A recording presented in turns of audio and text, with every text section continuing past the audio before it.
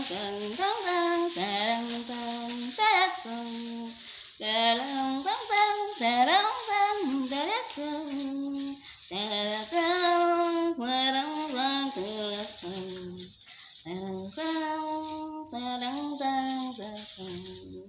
Kaliwat ni Adan, hain ka naman.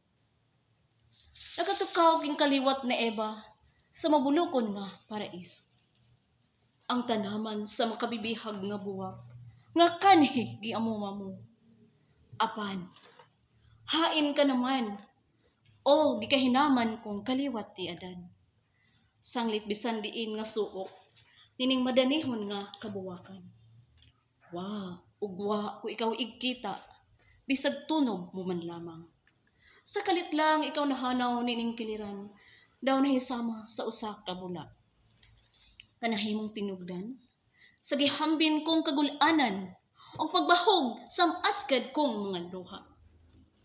Ingon ba di ay niini ang mamahimong lintunganay?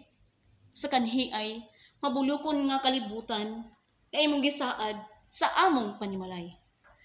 Pagkasakit, pagkahapdos, o pagkangulngol nga batuyon. Gumikan sa maidlot nga tunok, nga nagababag, nining dalang, gilaktan ko karon. Kanunay nga nagtakiang, gumikan sa maulol nga talinggab sa kapatyasan.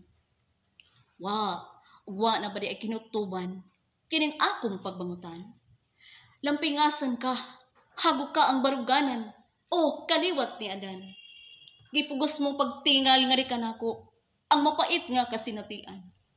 Kasinatian sa natad sa gugmang nahimong usa ka daman. Kanunay nga naghamok kanako, ang anino sa kagahapon. Kagahapon natong duha, nga karon gilumutan na hinuon.